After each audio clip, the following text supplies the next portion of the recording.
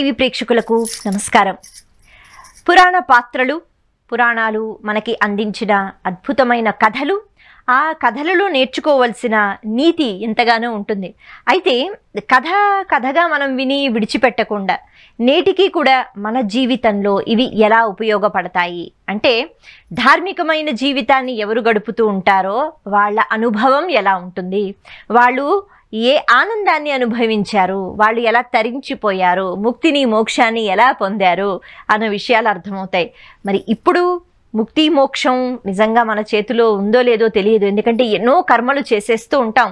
పుణ్యమో పాపమో ఒక్కొక్కసారి ఆలోచించే సమయం కూడా కలియుగంలో మన దగ్గర లేదు. మనకంత ఓర్పు లేదు, సహనం లేదు. కాబట్టి చేసుకున్న కర్మలన్నీ ఎటువంటివో తెలియదు. మళ్ళీ ఏ జన్మలో మనం ఉంటామో అది కూడా మనకి తెలియదు. కానీ ప్రస్తుతానికి మానవ శరీరాన్ని ధరించాం కాబట్టి వీలైనంత మంచి అన్నది వెతకగలిగి సన్మార్గంలో ప్రయాణం చేసినట్లయితే ఎప్పుడు ఆనందంగా ఉండగలుగుతాం. అయితే ఇలా పురాణాల్లో ఎన్నో కథలు ఉంటాయి, ఎన్నో పాత్రలు ఉంటాయి.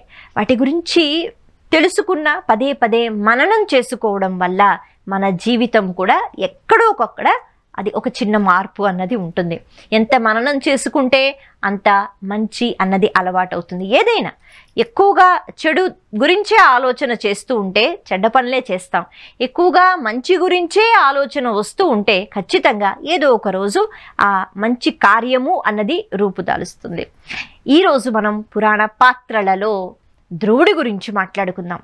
చాలా చిన్న వయసులోనే, అంటే 5 సంవత్సరాల వయసులోనే పరమాత్మని చూసి దర్శించుకుని పరమాత్మ యొక్క అద్భుతమైన అనుగ్రహాన్ని పొంది చివరికి ముక్తిని మోక్షాన్ని పొందాడు ధ్రువుడు. మరి అంత చిన్న వయసులో అంత చక్కగా ఎలా తపస్సు చేశాడు, ఇంట కథ మనం తెలుసుకుందాం. మనకి బ్రహ్మమానస పుత్రుడు అని చెప్తూ ఉంటారు కదా, అలా బ్రహ్మమానస పుత్రుడు ఉత్తానపాదుడు. ఈ ఉత్తానపాదుడికి 2 భార్యలు, సునీత, సురుచి. సునీత అంటే చాలా మంచి ఆలోచనలతో ఎప్పుడూ నెమ్మదిగా మాట్లాడుతూ సత్ప్రవర్తనతో ఉంటూ ఉండేది. సురుచి అనేటప్పటికీ ఎప్పుడు ఏదో ఒక ద్వేషంతో అహంకారంతో తాను ప్రవర్తిస్తూ ఉండేది. అయితే ఉత్తానపాదుడికి సురుచి అంటే కొంచెం ఇష్టం, అలాగే కొద్దిగా భయం. కానీ సునీత అనేటప్పటికీ అంత ఇష్టం లేదు. ఇంకా చెప్పాలి అంటే వీళ్ళిద్దరికీ కూడా ఎన్నో సేవలు చేసుకుంటూ దాసిగా పాపం ఉంటూ ఉండేది సునీత.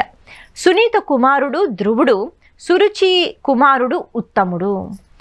సరే, మరి అయితే భర్త ప్రేమ లేదు, అలాగే ఈ సవితి బాధ కూడా. ఎందుకంటే చాలా ఒక దాసి అంటే ఎలా ఉంటుందో అలా ఉంటూ ఉండేది మహారాణి అయిన సునీత. చిన్నప్పటి నుంచే తాను, అంటే ధ్రువుడు చిన్నప్పటి నుంచి తన తల్లిని అలా దాసిగానే చూశాడు. కానీ ఎప్పుడు నా తల్లి కూడా మహారాణి అన్నట్టుగా పాపం చూడలేదు. 5 ఏళ్ల వయసు. ఒకరోజు ఒక సంఘటన జరుగుతుంది. తండ్రి గారు కూర్చుని ఉంటారు, అందరూ ఆనందంగా ఏదో మాట్లాడుకుంటున్నారు. గబగబా సురుచి కుమారుడు వచ్చి తండ్రి తొడ మీద కూర్చుని చక్కగా ప్రేమగా దగ్గరికి వెళ్ళి ముద్దులు కురుస్తున్నాడు. ఆ సమయంలో ధ్రువుడు చూశాడు. మరి తండ్రి ఎప్పుడు అంత ఇష్టంగా ధ్రువుడిని కూడా దగ్గరికి తీసుకోలేదు. పిల్లల మనసులో ఉంటుంది కదా, వేరే పిల్లలు ఏ రకంగా ఉంటున్నారో నేను కూడా అలా ఉంటే బాగుండు అని వాళ్ళకి అనిపిస్తూ ఉంటుంది. కాబట్టి తనకి కూడా తన తండ్రి దగ్గరికి వెళ్ళి ఒళ్ళో కూర్చుని దగ్గరగా ఉండి చాలా ప్రేమగా ఉండాలి అని అనిపిస్తుంది. గబగబా తాను కూడా వచ్చి కూర్చుందాం అనుకుంటాట ఇంకొక తొడ మీద. అలా దగ్గరికి వచ్చేంత వరకు చూస్తున్నా కూడా ఉత్తానపాదుడు నవ్వుతూ దగ్గరగా తీసుకోలేదు. కారణం ఏమిటి? పక్కనే సురుచి ఉంది. ఆయన సురుచి వైపే చూస్తున్నాడు. తాను ఒప్పుకుంటేనే కూర్చోబెట్టుకుంటాను, లేకపోతే లేదు అనేటట్టుగా. అలా భయంతో పూర్తిగా లొంగిపోయాడనమాట. కాబట్టి దగ్గరగా తీసుకోకుండా సురుచి వైపు చూస్తున్నట్ట. కానీ ధ్రువుడు మాత్రం పాపం తండ్రి ప్రేమ కావాలి అని అనుకుని గబగబా వస్తూ ఉంటే ఈలోపు సురుచి చూసి ఆపి అక్కడి నుంచి పంపించేయటం అని కాకుండా నానా మాటలు అంటుంది. ఒక్కొక్కసారి అంటూ ఉంటారు కదా, ఎవరైనా మన జీవితంలో మనల్ని బాగా ఏడిపించినా, కొన్ని ఇబ్బందులు పెట్టినా వాటిని మనం అదేదో మనకి కష్టము అని కాకుండా వాటి నుంచి మనం ఏం నేర్చుకోవాలి, ఇంకా జీవితంలో ఎలా ముందుకి అడుగులు వెయ్యాలి అన్నది కూడా వాటి నుంచి మనం తీసుకోవాలి. అంతేగాని కుంగిపోకూడదు. ఇప్పుడు ఆవిడ ఇంత చిన్న పిల్లవాడిని పట్టుకుని ఎన్ని మాటలు అంటుందంటే, అసలు నువ్వెళ్ళి మీ తండ్రి ఒళ్ళో కూర్చుంటానని ఎలా అనుకున్నావు? నీకు అర్హత ఉందా? నువ్వు ఎవరివి? నువ్వు ఒక దాసి కుమారుడివి. నువ్వు ఒకవేళ నా కుమారుడివి అయితే, నా కొడుకు అయి ఉంటే నీకు ఆ అర్హత ఉండేది అని చిన్న పిల్లాడితో అన్ని మాటలు అంటోందట. ధ్రువుడు అలా వింటున్నాడు. ఇన్ని మాటలు అంటున్నా ఉత్తానపాదుడు ఏమీ సమాధానం చెప్పడం లేదు. ఎందుకంటే సురుచికి ఎప్పుడూ కూడా బదులు చెప్పడు, తాను ఏది చెప్తే అది వింటున్నట్ట. ఎన్ని మాటలు అంటోంది? నాకు కుమారుడిగా నువ్వు పుట్టలేదు కాబట్టి నీకు అర్హత లేదు. నువ్వు నీ తండ్రి గారి దగ్గరికి వెళ్ళకూడదు, వెళ్ళలేవు. అయిపోయిందా? లేదు. నీకు ఎందుకు అర్హత లేదు అంటే, నువ్వు అంత భాగ్యం చేసుకోలేదు. అంటే నాకు కుమారుడిగా పుట్టాలి అంటే నువ్వు ఏ జన్మలోనో ఎంతో పుణ్యం చేసుకోవాలి. నువ్వు ఆ పుణ్యం చేసుకోలేదు కాబట్టి నువ్వు ఒక దాసికి నువ్వు కొడుగ్గా పుట్టావు. నీకు ఎప్పటికీ అర్హత ఉండదు, అర్హత రాదు అని అండంతో ఇంకొక మాట కూడా చెప్తుందట. నీకు ఈ అర్హత రావాలి అని నువ్వు అనుకుంటున్నావేమో. ఎప్పుడు వస్తుందో తెలుసా? భగవంతుని యొక్క అనుగ్రహం ఉన్నప్పుడు, శ్రీమన్నారాయణుడి యొక్క అనుగ్రహం ఉన్నప్పుడు మాత్రమే ఇలాంటి విశేషమైన అనుగ్రహం కలుగుతుంది. అంటే ఏమిటి? ఆవిడే అనుకుంటుంది, ఆవిడికి కుమారుడిగా జన్మించాలంటే విశేషమైన అనుగ్రహం భగవంతుడిది ఉండాలి. నువ్వు నాకు కొడుకుగా పుట్టి ఉంటే నువ్వు ఈరోజు తండ్రికి దగ్గరగా ఉండేవాడి కాదు కదా. నీ తల్లి సునీత, నీ తల్లి ఒక దాసి కాబట్టి నీకే అదృష్టం లేదు అని చెప్పి ఇక నానా మాటలని చెప్పి అక్కడి నుంచి పంపించేస్తుంది. ధ్రువుడు ఏడ్చుకుంటూ తల్లి అయిన సునీత దగ్గరికి వచ్చి బాధపడతాడు. అయితే అంత బాధపడుతుంటే సాధారణంగా మనకెంత కోపం వస్తుంది. ఇన్ని మాటలు పిల్లవాడిని అనొచ్చా? ఏమైపోయింది? తండ్రే కదా, కూర్చోబెట్టుకుంటే ఏమైపోయింది, ఇంకేమడిగాడు అని మనం అనుకుంటూ ఉంటాం. అయినా ఇంత చెడ్డగా ఎలా ఆలోచిస్తుంది అని అవతల వాళ్ళని మనం తిట్టుకుంటాం. కానీ సునీత ఎంత సత్ప్రవర్తనతో మాట్లాడుతుందంటే, తను అంటుంది, అవును నాయన, నీ పినతల్లి చెప్పింది నిజమే. మనకి అదృష్టం లేదు, మనకి భాగ్యం లేదు. ఎందుకు? మళ్ళీ భగవంతుడి దోషి కాదు, అక్కడ సురుచి దోషి కాదు, అక్కడ ఉత్తానపాదుడు దోషి కాదు. ఆవిడ ఎంత చక్కగా చెప్తారు అంటే, మనం ఇలాంటి మాటల నుంచి కూడా ఎన్నో విషయాలు నేర్చుకోవాలి. చాలా సందర్భాలలో మనకు వచ్చిన కష్టాలు వీడి వల్లే వచ్చింది, లేకపోతే వీళ్ళ వల్ల వచ్చింది, అతని వల్ల వచ్చింది, ఆవిడ వల్ల వచ్చింది, ఈ పరిస్థితి ఇలా ఉంది కాబట్టే వచ్చింది, ఈ ప్రదేశంలో ఇలా జరిగింది కాబట్టే వచ్చింది అని మనం అనుభవిస్తున్న కష్టాలను అలాగ మనం వేలెత్తి వీళ్ళ వల్ల అని చూపిస్తూ ఉంటాం. పరిస్థితుల వల్ల, నా గ్రహాల వల్ల అని చెప్తూ ఉంటాం. కానీ మనం అనుభవించే చిన్న కష్టమైనా, మనం అనుభవించే చిన్న ఆనందమైనా మనం చేసుకున్న కర్మల యొక్క ఫలితాలు, ఇవి మనం మర్చిపోకూడదు. కాకపోతే ఏదో ఒక రూపంలో రావాలి కాబట్టి కొంతమంది మనుషుల రూపంలోనో, పరిస్థితుల రూపంలోనో, గ్రహాల రూపంలోనో వస్తూ ఉంటాయి. సునీత అంటుంది, నిజమే, నేనే తప్పు చేశాను. ఈ జన్మలో నా భర్త ప్రేమను నేను పొందలేదు. నేను దాసిగా ఉంటున్నాను.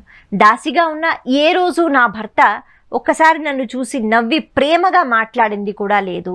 మరి అలా నేను రాణినే దాసిగా ఉన్నాను. కారణం ఏమిటి? నేను ఏదో జన్మలో తప్పు చేసి ఉంటాను. ఎన్నో తప్పు పనులు చేశాను కాబట్టి ఫలితం ఈ బాధ అనుభవిస్తున్నాను. భగవంతుని యొక్క అనుగ్రహం మనకి లేదు. ఎందుకు లేదు అంటే, మనము ఎప్పుడో తప్పు చేసి ఉంటాము, మన వల్లే పొరపాటు జరిగింది, అందుకే ఇలాంటి ఫలితాలు అనుభవిస్తున్నాము. నాకు నువ్వు కుమారుడిగా జన్మించావు కాబట్టి నువ్వు కూడా దుఃఖాన్ని అనుభవిస్తున్నావు. అందుకే భగవంతుని యొక్క అనుగ్రహం మనకి లేదు కాబట్టి మనం దుఃఖాన్ని అనుభవిస్తున్నాం. ఎందుకు లేదు అనుగ్రహం? మనం చేసుకున్న కర్మలు అని ఆవిడ నచ్చ చెప్తుందే కానీ ఇన్ని మాటలు అంటుందా సురుచి అని నాన్నగారు అసలు ఏం చేస్తున్నారు, ఆయన ఏం మాట్లాడలేదా అని ఏమాత్రం తగువులు పెట్టలేదట. అయితే ఇప్పుడు పిల్లాడు అడుగుతాడు, మరి భగవంతుడి అనుగ్రహం పొందాలంటే ఏం చెయ్యాలి? అలా కూర్చుంటే అవ్వదుగా, ఏం చెయ్యాలి అన్న వెంటనే తల్లి చెప్తుంది, భగవంతుడిని విశేషంగా ఆరాధించాలి. నీకు ఓపిక ఉందా, నీకు శక్తి ఉందా, వెళ్ళిపో, అడవులకు వెళ్ళి తపస్సు చేసుకో, శ్రీమన్నారాయణ్ణి వేడుకో. ఆయన్ని పిలిస్తే ఆయన ఇవ్వలేనిది అంటూ ఏది ఉండడు. నీకు ఎంతో ఆనందాన్ని ఇస్తాడు, నీకు ఏది కావాలంటే అది ఇస్తాడు. అది ఇవ్వగలిగిన వాడు శ్రీమన్నారాయణుడు. నీకు ఆ శక్తి ఉందా, వెళ్ళి ప్రార్థన చెయ్యందట. అప్పుడు చిన్నవాడు, 5 ఏళ్లవాడు. 5 ఏళ్లవాడిని అడవిలకు వెళ్ళిపో అని ఏ తల్లైనా చెప్తుందా? కానీ చెప్పింది నమ్మకం. శ్రీమన్నారాయణ్ణి నువ్వు పూజిస్తే ఖచ్చితంగా ఆయన ఏమైనా ఇస్తాడని తల్లి చెప్తే వెంటనే సరే అమ్మా నేను వెళ్ళిపోతాను, నేను మాత్రం ఒక స్థానాన్ని సంపాదించుకుంటానని ధ్రువుడు వెళ్ళిపోయాట. తల్లి ఆపలేదు, ఆశీర్వచనం చేసి పంపించింది. ధ్రువుడు అలా అడవి మార్గంలోకి వెళ్ళిపోతుంటే నారదుల వారు వచ్చి, ఆయనకు అన్నీ తెలుసు, అయినా ఏమిటి ఇంత చిన్న పిల్లవాడివి అడవిలో ఎందుకు తిరుగుతున్నావు అంటే, శ్రీమన్నారాయణుడి కోసం తపస్సు చెయ్యాలి. ఎందుకు అంటే ఆయనకి ఏం పెద్ద కోరికలు లేవుగా, ఆయనకి ఏం అడగాలో కూడా తెలియదు. ధ్రువుడికి ఆలోచించి అంటట, నేను ఏదో ఒక పెద్ద స్థానాన్ని నేను కోరుకుంటాను, కాబట్టి ఏదో పెద్ద పదవిని నేను కోరుకుంటాను, ఏం అడగాలో తెలియదు, కానీ నేను శ్రీమన్నారాయణ్ణి చూడాలన్నట్ట. నారదుల వారు అంటారు, ఇప్పుడు నువ్వు ఎందుకు ఇలా మాట్లాడుతున్నావు నాకు తెలుసు, నీ మనసు చాలా బాధపడుతోంది కదా అంటే, మనస్సుకి బాధ ఎందుకు కలుగుతుంది తెలుసా, మనసులో వచ్చిన ఆలోచనల వల్లే. బయట పరిస్థితులు ఎలా ఉన్నా, ఈరోజు 100 రూపాయలు ఉన్నాయి, 100 రూపాయలే నాకు ఆనందాన్ని ఇస్తాయని మన మనసు చెప్పింది అంటే, ఖచ్చితంగా 100 రూపాయలతో కూడా మనం ఆనందంగా ఉండవచ్చు. 1,00,000 రూపాయలు ఉన్నాయి, 1,00,000 రూపాయలు ఉన్నాయి, ఆనందంగా ఉండు అని మన మనసు చెప్తేనే 1,00,000 రూపాయలతో ఆనందంగా ఉంటాం. కానీ కోట్లు ఉన్న మన మనసు ఇది కాదు ఆనందం, ఇంకేదో కావాలి అని అంటే మనకి ఆనందం అన్నది ఉండదు. కాబట్టి నారదుల వారు ఈ మాట చెప్తూ, గురుస్థానంలో ఆయన ఉంటూ, నాయనా నీ మనసు బాధపడింది, అయితే ఏ విషయం వల్ల బాధపడిందో అది సంతోషమైన దుఃఖమైన సమానంగా నువ్వు తీసుకున్నట్లయితే ఇది కాదు కదా, దీనికి ఎందుకు బాధ అని నువ్వు నీ మనసుకి చెప్పుకోగలిగితే నీకు బాధ కలగదు. కాబట్టి అలాగా ఏ కష్టాన్నైనా ఏ ఆనందాన్నైనా 2 సమానంగా చూడు, ఇవి నేను అనుభవించాలి, ఎందుకు కష్టం ఎందుకు బాధ అని మనసుకి చెప్పుకో, అప్పుడు హాయిగా ఉంటావు, వెళ్ళిపో, ఈ అడవుల్లో నువ్వు తపస్సు ఎలా చేస్తావు, చెయ్యలేవు అని వెళ్ళిపో అని ఇంటికి పంపించేస్తున్నాడు. కానీ ధ్రువుడు వినడు, లేదు శ్రీమన్నారాయణ్ణి నేను చూడాలి, ఆయన నేను అడగాలి, నాకు ఒక పెద్ద పదవి కావాలి అని అలాగా మొండి పట్టుతో ఉన్నట్ట. నారదుల వారు అనుకున్నారు, సరే నీ ఇష్టం, శ్రీమన్నారాయణుడు ఎలా ఉంటాడో తెలుసా, కనీసం నువ్వు పూజ చెయ్యాలంటే తెలుసుకోవాలి కదా. మనం వినాయకుడిని పూజ చేస్తున్నాం అంటే ఒక ప్రతిమ పెట్టుకుంటాం, రాముడు అంటే ఒక ప్రతిమ పెట్టుకుంటాం. ఇప్పుడు ఎంతో అద్భుతంగా వర్ణన అన్నది చేస్తున్నారు. శ్రీమన్నారాయణుడు ఎలా ఉంటాడు, ఎంతో చక్కగా ఉంటాడు, చాలా అందంగా ఉంటాడు. అసలు ఆ వర్చస్సు, ఆ తేజస్సు, ముఖంలో ఆ చిరుమందహాసం ఎంత అద్భుతంగా ఉంటాయో. ఆయన 4 చేతులతో ప్రత్యక్షమవుతూ ఉంటారు. ఒక చేతిలో శంఖము, ఇంకో చేతిలో గద, చక్రము, పద్మము ధరించి ఉంటారు. ఆయన పాదాల వైపు చూస్తే ఇప్పుడే ఎవరో పూజ చేశారా అన్నట్టుగా ఉంటారు. మెడలో వనమాలి అని అంటూ ఉంటాం కదా, వనమాల ధరిస్తూ ఉంటారు, కౌస్తుభం ధరిస్తారు, పట్టు పీతాంబరాలు ధరించి ఉంటారు. ఇలా చెప్పుకుంటూ పోయారట. అంతా మనం చెప్పుకోలేం, కానీ అలా ఉంటారు స్వామి. కాబట్టి ఈ స్వామిని స్మరించుకుంటూ చక్కగా నీకు శరీరం నిలబడాలి కాబట్టి నువ్వు ఏదో ఆ మాత్రంగా ఆహారం స్వీకరిస్తూ పళ్ళు కానీ ఇంకేమైనా, అలాగా నువ్వు యమునా నది దగ్గరికి వెళ్ళిపోతే అక్కడ శ్రీమన్నారాయణుడు నీకు ప్రత్యక్షమవుతాడు, నాయన నీకు నేను ఆశీర్వదిస్తున్నాను వెళ్ళు అన్నట్ట. ఈ నారాయణ మంత్రాన్ని కూడా ఉపదేశించారు. కాబట్టి ధ్రువుడు ధైర్యంతో వెళ్ళిపోయి అలాగ శ్రీమన్నారాయణ్ణి ఆయన జపిస్తున్నాడు. ఎత్తగా తపస్సు ఉంది అంటే దేవతలందరూ భయపడిపోతున్నారట. ఇంత చిన్న పిల్లాడు దేనికోసం తపస్సు చేస్తున్నాడు, పైగా ఆ మనస్సంకల్పం ఏమిటి, ఏదో పెద్ద పదవి పదవి అంటున్నాడు. ఏమిటా పదవి, ఇంద్రుడికి బెంగ, చంద్రుడికి బెంగ, వాయువుకి బెంగ, ఎవరి పదవి అడుగుతున్నాడు, ఏం చేస్తున్నాడు, శ్రీమన్నారాయణుడు వెళ్తే ఏమడుగుతాడు అని అంత భయపడిపోతున్నారట అందరూ. పూర్తిగా ప్రకృతిలో మార్పు వచ్చేసింది. ఇప్పుడు ఇంతగా తపస్సు చేస్తున్నాడు కాబట్టి శ్రీమన్నారాయణుడు చక్కగా ఆయన లక్ష్మీదేవితో పాటు గరుడ వాహనం ఎక్కి వచ్చి ధ్రువుడితో మాట్లాడుతున్నారు. ఇదిగో నేనే శ్రీమన్నారాయణ, నన్నే కదా పిలిచావు, నేను వచ్చాను, చెప్పు నీకేం కావాలో అన్న వెంటనే ఆ పాదమస్తకం ఆ స్వరూపాన్ని చూసి మురిసిపోతున్నాడు ధ్రువుడు. ఇప్పుడు మనసులో కోరికలు ఏమీ గుర్తులేవు. తన చేతిలో ఉన్న శంఖం ఏదైతే ఉందో అది తీసి ధ్రువుడి శిరస్సు పైన పెట్టారట శ్రీమన్నారాయణుడు. ఇంకేముంది, ఆ శంఖము అంటే అక్కడ నిత్యము వేద ఘోష వినిపిస్తుంది. వేదము అంటే శృతి, శృతి అంటే సమస్త జ్ఞానం. కాబట్టి ఆ శంఖము అన్నది శిరస్సుపై పెట్టిన వెంటనే ధ్రువుడికి అపారమైన జ్ఞానం వచ్చేసింది. శ్రీమన్నారాయణ్ణి అద్భుతంగా స్తుతించడం మొదలుపెట్టాట. అంత చిన్న పిల్లవాడికి ఎక్కడ వస్తుంది ఆ జ్ఞానం, అలా శంఖం పెట్టారు కాబట్టి వచ్చింది. అంతా స్తుతి అయిపోయిన తర్వాత, స్వామి నేను ఎప్పుడూ సత్సంగంతోనే ఉండాలి, మంచి ఆలోచన కలిగిన వాళ్ళతో ఉండాలి, భాగవతులతో ఉండాలి, నీ నామము ఎప్పుడు విడిచిపెట్టకుండా ఉండాలి, నీ నామం ఎప్పుడైతే చెప్పుకుంటూ ఉంటానో ఆనందంగా నేను తరించిపోయేటట్టుగా ఆ మార్గాన్నే వెతుక్కోవాలి. భగవంతుడి పూజ మనం అందరం చేస్తాం, ఆనందంతో కాదు కదా, పూజ చెయ్యాలని చేస్తాం. కానీ ధ్రువుడు అంటున్నాడు, నేను ఎప్పుడు నీ గురించే ఆలోచించాలి, నీ గురించి మాట్లాడుకున్న వాళ్ళతోనే నేను మాట్లాడాలి, నాకు ఎప్పుడు నీతో సంబంధం ఉండాలి, ఆ సంబంధం వల్ల నాకు ఎప్పుడు ఆనందం కలుగుతూ ఉండాలి, ఆనందంతోనే నేను నిన్ను తలుచుకుంటూ నేను తరించిపోవాలి అని అడిగాట. శ్రీమన్నారాయణుడు అంతా బాగానే ఉంది, తప్పకుండా, కాకపోతే నువ్వు తపస్సు చెయ్యడం కన్నా ముందు ఒక కోరికతో వచ్చావు, ఇప్పుడు అది మర్చిపోయాడు ధ్రువుడు.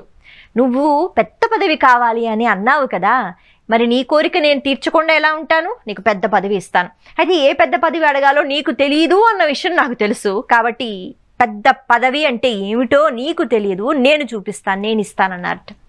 ఆయన అంటారు, ఈ సమస్త అంటే ఒక మండలము అంటారు కదా, సూర్యుడు, చంద్రుడు, అలాగే ఎన్నో భువనాలు అని చెప్తారు.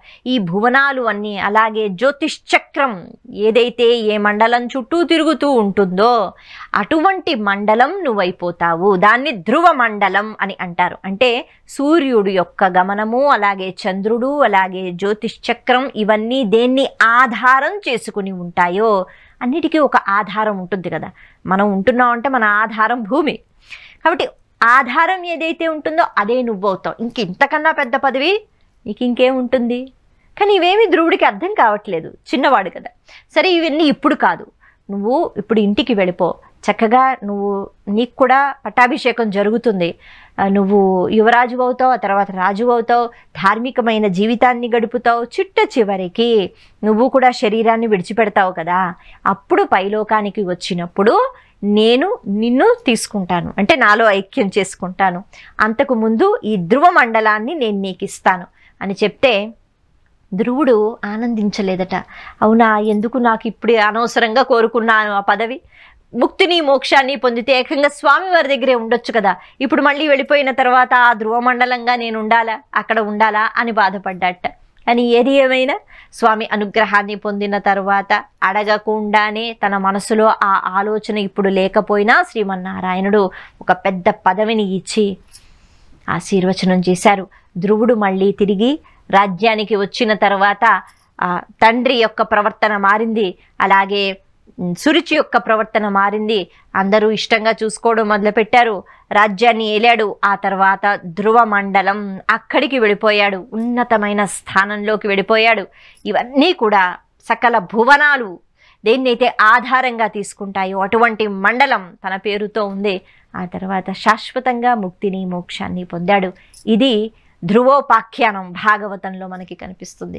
కాబట్టి మనస్సంకల్పం ఎంత దృఢంగా ఉంటే, ఖచ్చితంగా ఆ సంకల్పం మంచిదై ఉంటే భగవంతుని యొక్క అనుగ్రహం ఎప్పుడూ మనతోనే ఉంటుంది అన్న విషయం ఇక్కడ మనకు అర్థమవుతుంది. నమస్తే.